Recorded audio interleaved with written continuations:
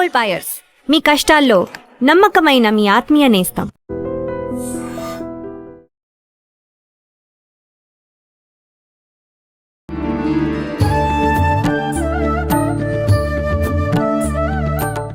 నమస్కారం గురుజీ. నమస్కారం మా విజిత. గురుజీ, మనం బల్లుల గురించి ఎన్నోసార్లు మాట్లాడుకున్నాము. అంటే బల్లి పైన పడితే ఏంటి అని చెప్పి ఈ రకంగా. కానీ ఈ మధ్య కాలంలో బల్లులు చూస్తుంటే ఎక్కువగా పూజా మందిరంలో దేవుడి పటాల వెనకాల ఉండటం కానివ్వండి, లేదు అని అంటే బండల మీద మనుషులు నడిచినట్టు అవి కూడా తిరుగుతున్నాయి అదే పనిగా. అసలు బల్లి ఇంట్లోకి రావడము అశుభము అని చెప్పి పెద్దవాళ్ళు అంటారు. అసలు ఈ బల్లి మళ్ళీ ఎక్కడో మూలల్లో ఉండకుండా కింద బండల మీద తిరగటం ఇది ఇంకా పెద్ద అశుభమేమో అనిపిస్తుంది. అసలు ఏంటి వాస్తవము? ఎందుకు ఈ బల్లులు నేలపైన తిరుగుతున్నాయి, గోడ మీద ఉండాల్సినవి? వీటన్నిటి గురించి ఒక వివరణ ఇవ్వండి. బల్లి ఇంట్లో ఉంటే అశుభం ఏం కాదు. తర్వాత బల్లి శకునము అంటాం. బల్లి కోతల వల్ల అవి చేసే శబ్దాల వల్ల శకునం చెప్పుద్ది. మన ఇంటికి చుట్టాలు వస్తే ఎలాగైతే కాకి అశుభం కాదు.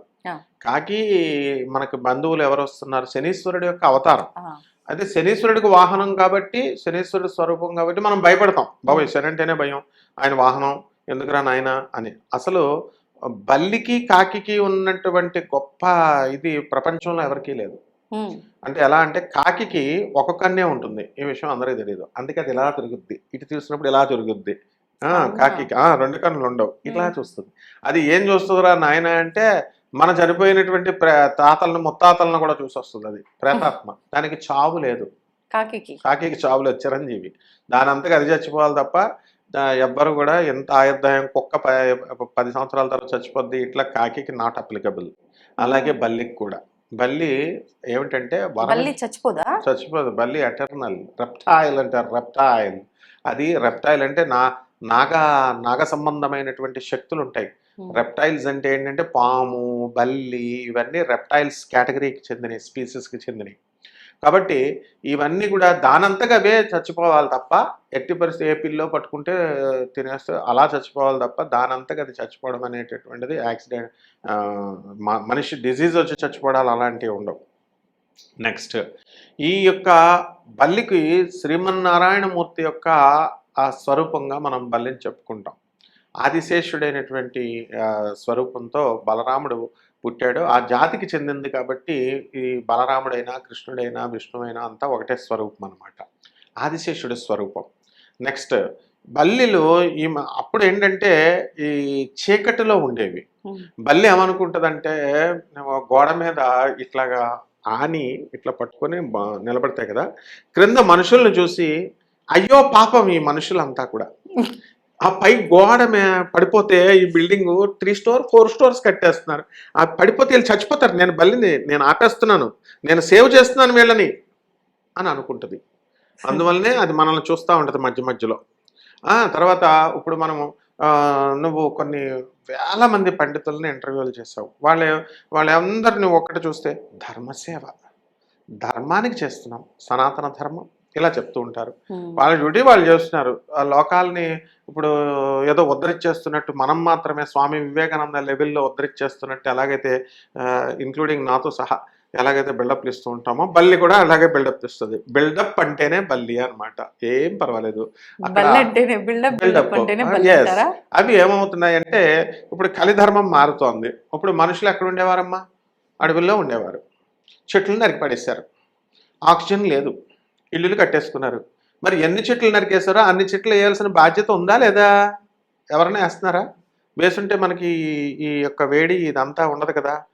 ఆ ఆక్సిజన్ తక్కువైపోయి ఆ వేడి ఇదైపోయి మరి అక్కడ ఉండాల్సినటువంటి పుట్టలో ఉన్న పాములు, ఆ స్థలంలో ఉన్న పాములు పుట్టల్ని తవ్వేసి ఇల్లు కట్టేస్తున్నారు. మరి ఇవి ఆ జాతికి ఎవరైతే నాగదోషాలకు ప్రతీకలు అనమాట బల్లులు. అంటే మీరు తవ్వేశారా నాయన, మా వంశం ఎక్కడుంటాం రా నాయన అని చెప్పేసి వస్తాయి. కాబట్టి రెప్టైల్ అన్నారు అందుకే దాన్ని. కాబట్టి ఇవి ఏమి చేస్తాయంటే బల్లి మనకి శకునాల్ని ఇస్తూ అవి మనం పట్టించుకోం. గోడ మీద ఉంటే పైకి చూడం కదా, మనం ఎంతసేపు కిందకే చూస్తాం. మనం కరెంటు బిల్లు కట్టాలా, పాలు బిల్లు కట్టాలా, ఈరోజు డబ్బులు ఎలా వస్తాయి, ఈ భౌతిక లోకం ఇదంతా రాహు అనమాట, కింద చూస్తాం. అది ఎవరు? కేతువు. అయ్యి బాబాయ్ టైం అయిపోతుంది, ఇంకా చచ్చిపోతే మనం ఆయుర్దాయం అయిపోయింది, మళ్ళీ కొత్త జన్మ రావాలా, జగద్గురువైన ఆదిశంకరాచార్యులు వారు వద్దన్నారు, జన్మ వద్దన్నారు, మోక్షం రావాలా, ఎలాగా అని పైకి కేతు ఆలోచిస్తాడు. ఉమ్, మనం పైకి చూడం. అందుకని బల్లులు మనకు మేలు చేయాలని అవి కిందకు వచ్చేస్తున్నాయి, బళ్ళ మీద నడుస్తున్నాయి అన్నమాట. ఆ, మరి నాయన మీరు ఈ లోకంలో ఉండకూడదురా నాయన, మీరు వచ్చిన జన్మ వేరు, నన్ను చూడండి, గుర్తు తెచ్చుకోండి, ఊర్ధ్వలోకం గురించి ఆలోచించండి అని మనకు గుర్తు చేయడం కోసం బల్లులు నేల మీద నడుస్తున్నాయి. నెక్స్ట్ రెండవది, అంటే అది అశుభం ఏం కాదు కింద తిరగటం. ఎట్టి పరిస్థితులు అశుభం కాదు, మనకు మేలు చేస్తాయి. ఇప్పుడు అట్లా బల్లి కనిపించినప్పుడు చాలా మంది చంపేస్తారు దాన్ని, అది దోషమా గురువు గారు? దోషమే. ఈ ప్రపంచంలో ఆ, ప్రతి శవం, మా గురువుగారు చెప్పేవారు, భారతీయ తీర్థస్వాముల వారు, జగద్గురువులు ఆయన చెప్పింది, ఏ శవము ఈ సృష్టిలో ఎవ్వరు కూడా ఏది వ్యర్థం అనేది లేదట. ఒక్క మనిషే వ్యర్థుడు. అంటే వాడు చచ్చిపోతే శవాన్ని తీసుకెళ్తున్నారనుకో, ఒక వీధిలో వర్షం వస్తుందనుకో, ఒక ఇంటికి తలుపు కొట్టి, ప్లీజ్ వర్షం వస్తుంది, కొంచెం మీ అరుగు మీద పెట్టుకుంటాము, కొంచెం 2 నిమిషాలు ఉంచండి అంటే ఒక్కళ్ళు కూడా ఉంచరు. అదే పాత చెప్పులు, నా చెప్పులు తడిచిపోతున్నాయండి అక్కడ పెట్టుకుంటానండి, పెట్టుకోమంటారు. అంటే పాత చెప్పులకు ఉన్న వాల్యూ కూడా శవానికి ఉండదంట. మా గురువుగారు, ఇంకో గురువుగారు, పురాణ పండిత రాధాకృష్ణమూర్తి గారు కూడా ఇదే చెప్తూ ఉండేవారు. ఉమ్, కాబట్టి ఈ ప్రపంచంలో ఎవరైనా, ఏ జీవి, అన్ని జీవులు మంచివే, ఒక్క మనిషి మానవుడు ఒక్కడే విషపూరితం. పైకొకటి లోపలికొకటి ఉంటాడు. బల్లులకి ఇవన్నీ ఏముండవు. డైరెక్ట్ రెప్టైల్ అంటే పాములు వంశం అది. నాయన నీకు నాగదోషం ఉంది, సుబ్రహ్మణ్యేశ్వర స్వామి పూజ చేసుకో. అందుకనే అవి అసలు మన మోక్షానికి ఇవ్వడానికి ఎవరనుకుంటున్నాం? రేపొద్దున దోషాలు పోగొట్టేది, మనకు రేపు మోక్షం ఇచ్చేదే బల్లి.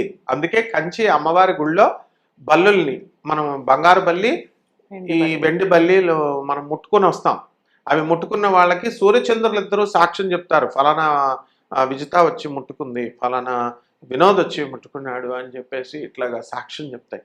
దానివల్ల మనకి బల్లి అనేది మన దోషాలను హరిస్తుంది. చూడండి, విషం ఉంటుంది బల్లిలో, కానీ పిల్లి తింటుంది, పిల్లికి ఏం కాదు కదా. అంటే అంత విషపూరితమైనటువంటిది కాదు బల్లి. కాబట్టి బల్లి ఫోబియా చాలా మందికి ఉంటుందన్నమాట. బల్లిని చూడగానే భయపడిపోతారు. నీ ముఖం కూడా అలా ఉంది కాబట్టి బల్లి పేరు చెప్పగానే నీకు కూడా బల్లి ఫోబియా ఉంది. చాలా మందికి కాక్రోచ్, బొద్దింకల ఫోబియా ఉంటుంది. అలా ఒక్కొక్కళ్ళకి ఒక్కొక్క భయం ఉంటుంది. బల్లు అసలు కుక్కల్ని పిల్లల్ని పెంచుకోవడం కాదు, మనం బల్లుల్ని ఊరుకోండి గురూజీ పెంచుకోవాలి. మీరు మరీను ఇంకా. అవునమ్మా, మనకు మేలు చేసేది అది, నాగదోషాలని హరింపజేస్తుంది. మన ఇంట్లో ఎన్ని ఎక్కువ బల్లులు ఉంటే అంత నాగదోషం పోయినట్టు లెక్క. ఉహు, ఇప్పుడు ప్రత్యంగిర అమ్మవారు ఉంది. ఆ అమ్మవారు ఉన్న చోట అమ్మవారు పూజ చేసే వాళ్ళ ఇంటికి పిల్లులు వస్తాయి. ఉహు, వాళ్ళు పెంచక్కర్లేదు, పిల్లులు ఆటోమేటిక్గా అట్రాక్ట్ చేస్తాయి.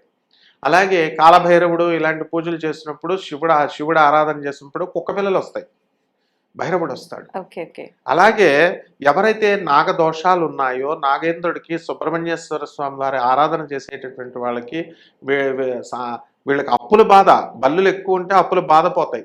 ఉహు, అప్పుల బాధ, ఎందుకంటే ఓం శరవణ భవ, నాగదోషం ఉన్నటువంటి వాళ్ళకే ఈ యొక్క అప్పుల బాధలు ఉంటాయి. కాబట్టి బల్లిని రోజు పూజ చేసుకోవాలా. బల్లి మనకి మేలు చేసేటటువంటిదమ్మా. అందువల్లనే ఫోటో కట్టి బల్లెల్ని కంచిలో ఎందుకు పెట్టారు?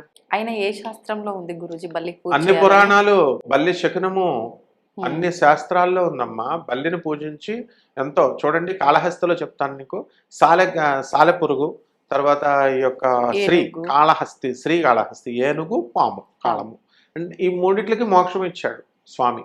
అదేవిధంగా కూర్మావతారము, తర్వాత మత్స్యావతారము, ఇలా ఎలా అయితే ఉన్నాయో ఆ విధంగా పురాణాల్లో ప్రతి జీవికి మోక్షాన్ని ఇచ్చాడు. అండ్ బల్లి అది మన క్రిముల్ని తింటుంది. అది క్రిములు తిల్లి న్యాచురల్ వెజిటేషన్, పొలాలు ఉన్న చోట ఎలుకలు గణపతికి ఆరాధన వాహనం అని ఎందుకన్నారు? ఎలుకలు లేకపోతే పొలాల్లో ఉన్నాయో అన్నీ తినేస్తాయి ఆ క్రిములు. అందువలన ఇవన్నీ నేచర్ని బ్యాలెన్స్ చేసి పరమేశ్వరుడు పుట్టించాడు అనమాట. బల్లులు ఉండాలి. అసలు మనుషులకు ఫ్రెండ్స్ అవి, అందుకనే మన ఇంట్లో పెడతాడు. బొద్దింకలు, బల్లులు, కుక్కలు, పిల్లలు, పెట్ యానిమల్స్ అంటారు వీటిని. మన చుట్టూ తిరుగుతున్నటువంటివన్నీ కూడా మనకి ఫ్రెండ్స్ అన్నమాట. పూర్వజన్మలో మన తాతయ్యలు, నాయనమ్మలు వాళ్ళు బల్లులు. అందువలన ఎట్టి పరిస్థితుల్లో కూడా మనము వాటిని చంపకూడదు. రెండవది, వాటికి వీలుంటే మేత పెట్టాలా, మంచినీళ్ళు కూడా అక్కడ పెట్టాలా. అవి ఏం తింటాయో అవి మనం అక్కడ పెట్టి అవన్నీ వేసేస్తే మన నాగదోషం పోద్ది. ఇప్పుడు కుకి వెళ్ళి సుబ్రహ్మణ్యేశ్వర స్వామి పూజ, తర్వాత గోకర్ణం వెళ్ళి మోక్షనారాయణ బలి పూజ, ఆశ్లేష బలి పూజ, లక్షలు తగలేస్తారు. మా కన్నడ పూజారులే చేయాలని అబద్ధాలు చెప్పడం, అక్కడికి వెళ్తే వస్తాయని చెప్పడం, ఇలా ఏయో చేస్తూ ఉంటారు. బల్లులకి ఏమున్నాయమ్మా పాపం, చిన్న 4 గింజలు గంటలు అవి వేసేస్తే అవి తినేస్తాయి అంతే. కాబట్టి ఎట్టి పరిస్థితుల్లో హాని చేయవు. ఆ యొక్క బల్లిని మనము బల్లి శకునము మనకి ఎక్కడ త్వరలో జరగబోయేటటువంటి, అంటే బ్రహ్మదేవుడితో సమానము బల్లి. శకునం చెప్తుందంటే ఏంటి, బ్రహ్మ అది రాబోయేటటువంటి ఆపద ఉంది జాగ్రత్త, ఇలా జరుగుతుంది అని చెప్పుద్ది అనమాట. కాబట్టి ఓం శరవణ భవ మంత్రం, బల్లి మంత్రానికి ఏమీ అక్కర్లా. ఓం శరవణమని సుబ్రహ్మణ్యేశ్వర స్వామి మంత్రం చేసుకుంటే మంగళవారాలు కనుక మనం పూజ చేసుకున్నట్లయితే తప్పకుండా మనకి బల్లులు ఆశీర్వదిస్తాయమ్మా. ధన్యవాదాలు గురుజీ. ధన్యవాదాలు. And for more videos, Please subscribe to iDream. Please subscribe to iDream. Please subscribe iDream. And please subscribe to iDream. For more videos, subscribe to iDream. please like, share, and subscribe to the channel. Congratulations, iDream. Subscribe to iDream. Subscribe to iDream. So subscribe to iDream Media. iDream ki iDream team andarki huge congratulations. Please subscribe iDream Media. Please subscribe to iDream. Subscribe iDream. Please subscribe to iDream. iDream అంటే నా కళల ఛానల్ను subscribe చేసుకున్న నోరు తిరుగుతలేదు, మీరైతే గంట గుర్తు కొట్టండి. For more such videos, please subscribe to iDream. Subscribe to iDream. Please subscribe to iDream. Please subscribe iDream Media. Please do subscribe to iDream. Please subscribe to iDream Media. For best entertainment and information, please subscribe iDream. And don't forget to subscribe to iDream.